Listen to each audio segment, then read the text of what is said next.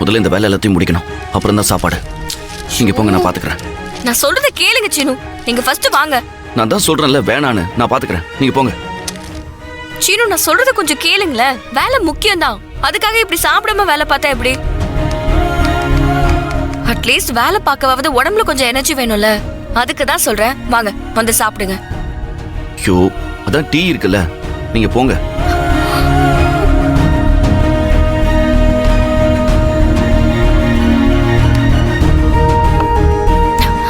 சரி, நானாச்சும் கொஞ்சம் ஹெல்ப் பண்றேன், அப்ப வேலை சீக்கிரம் முடியும்ல. என்கிட்ட இந்த ஃபைலை கொடுங்க ஃபர்ஸ்ட். ஐயோ, நான் தான் வேணான்னு சொல்றேன்ல, நான் பாத்துக்கிறேன், நீங்க போங்க. சின்னு, ஏன் இப்படி பண்ணிட்டு இருக்கீங்க? நீங்க ஒருத்தரே எவ்வளவு நேரம் இந்த வேலையெல்லாம் பார்த்துட்டு இருக்க முடியும்? ரஞ்சனி, நான் பாத்துக்கிறேன், நீங்க போங்க. இல்ல உங்களையும் சேர்த்து அவர் திட்ட போறாரு, அது எனக்கு இன்னும் ரொம்ப கஷ்டமாயிடும். நீங்க போங்க ப்ளீஸ். சரி, நான் உங்களுக்கு ஹெல்ப் பண்ணல, ஆனா உங்களுக்கு டீம் இருக்காங்கல்ல, அவங்களை கூப்பிடுங்க, அவங்களுக்கு உங்க வேலையை பிரிச்சு கொடுங்க.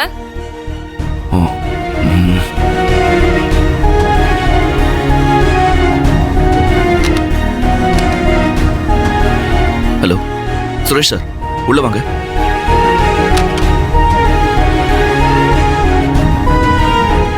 சார்.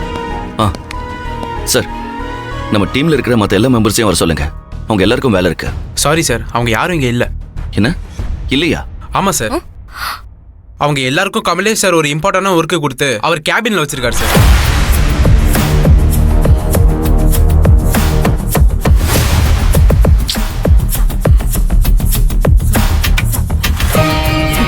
சார், அவங்க இல்லைன்னா பரவாயில்ல, நீங்க மேனேஜர் சார் கூட வேலை பாருங்க. நீங்களும் இவர் டிபார்ட்மெண்ட் தானே? இல்ல மேம், என்னையும் டிபார்ட்மெண்ட் மாத்திட்டாங்க.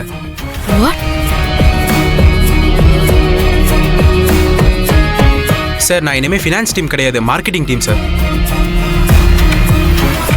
யார் மாத்துனது? எப்படி மாத்துவாங்க? அது எப்படி சடனா எல்லாரையும் ஒரே டைம்ல மாத்திருக்காங்க? ஆதி சார் தான் மேம் மாத்துனாங்க.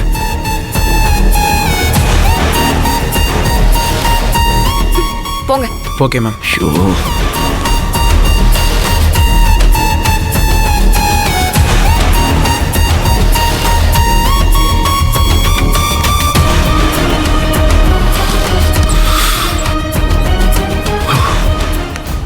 ஆதி, ஏன் என்னாச்சு? ஏன் இவ்வளவு கோவமா இருக்க? ஏதாவது பிரச்சனையா? என் பிரச்சனையே நீதான்.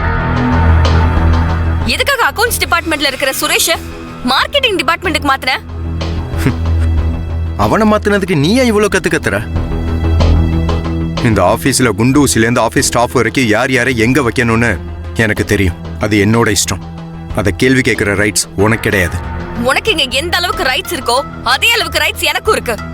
யாரு நீ எந்த டிபார்ட்மெண்ட்டுக்கு மாத்தினாலும் நீ என்கிட்டயும் சொல்லணும். அப்படி சொல்ல வேண்டிய அவசியம் எனக்கு இல்லைன்னு அப்பாவே சொல்லியிருக்காரு. இனிமே இந்த ஆபீஸ்ல என்ன முடிவெடுத்தாலும் அது என்னோட முடிவா மட்டும்தான் இருக்கும்.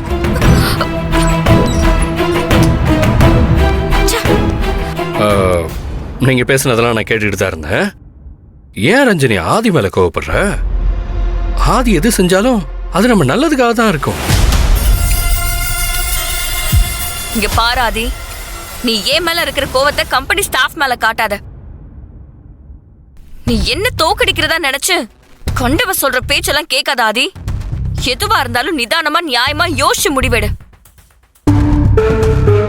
இந்த கமலேஷ் சொல்றது அத்தனையும் பொய். இவன் பேச்ச நம்பாத. டார்லிங், நீ சீனா லவ் பண்ற விஷயம் உங்க அண்ணனுக்கு தெரியாது.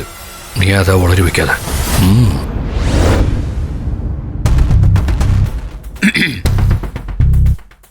இங்க பாரு, இங்க யார் பேச்சையும் கேட்டு முடிவெடுக்க வேண்டிய அவசியம் எனக்கு கிடையாது. அந்த சுரேஷ் அக்கவுண்ட்ஸ் டிபார்ட்மெண்ட்ல கையாடல் பண்ண பார்த்திருக்கான். அதுக்கான எல்லா ஆதாரமும் என்கிட்ட இருக்கு.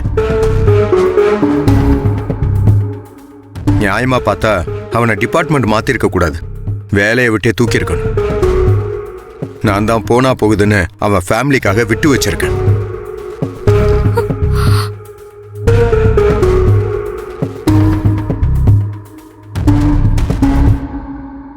ஆமா, அக்கவுண்ட்ஸ் டிபார்ட்மெண்ட்ல இருக்க சுரேஷை மாத்தினதுக்கு நீ ஏன் இவ்வளவு டென்ஷன் ஆகுற? என்ன விஷயம்? ஒண்ணும் இல்ல, ஏன் மாத்துறேன்னு தெரிஞ்சுக்க தான் கேட்டேன்.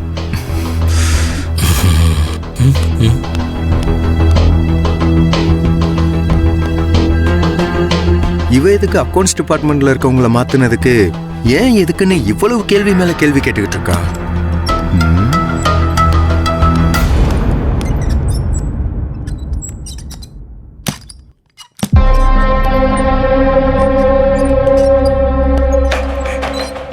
வலிக்குதா டார்லிங்?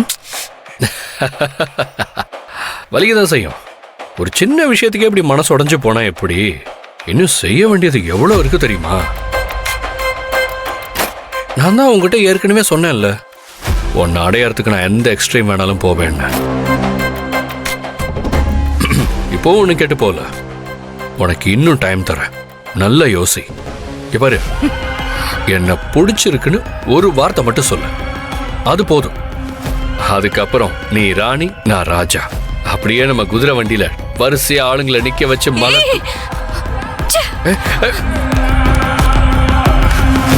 போ போ போ, இன்னும் எவ்வளவு தூரம் வேணாலும் போ. உன்னை அடையாம நான் விட மாட்டேன் ரஞ்சனி. வர நம்ம 2 பேர் கடையில யார் குறுக்க வந்தாலும் அவனை நசுக்கி போட்டு போயிட்டே இருப்பேன். உனக்காக உன் வீட்டில் வாட்ச்மேனா இருந்தவண்ணா. அப்ப நான் என்னெல்லாம் பண்ணுவேன்னு யோசிச்சு பாரு.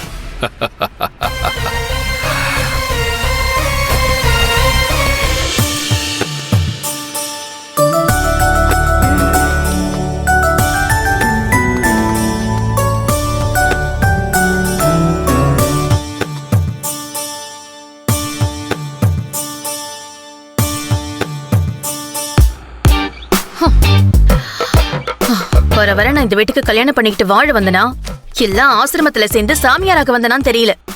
எப்ப பார்த்தாலும் பூஜை, புனஸ்காரம், பரிகாரம்னு என் உயிரை வாங்குறாங்க.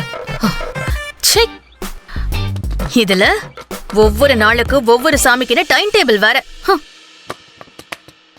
என்ன நீ ஜாலியா இருக்கீங்க போல? என்ன பார்த்தா அப்படியே தெரியுது? கடுப்ப கிளப்பாத நித்யா.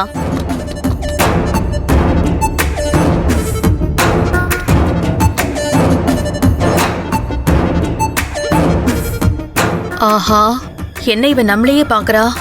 என்ன யோசிக்கிறான்னு தெரியலையே.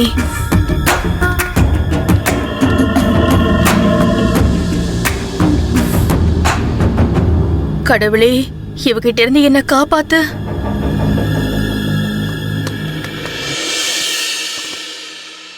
அண்ணி, எங்க போறீங்க? நான் உங்ககிட்ட பேசதான் இவ்வளவு நேரம் வெயிட் பண்ணிட்டியா? என்ன நித்யா, என்ன பேசணும்? அண்ணி, என் போன்ல யார்கிட்டயாவது பேசுனா சுத்தமா கேட்கவே மாட்டேங்குது. அடிக்கடி ஒர்க் ஆகாம வர போகுது.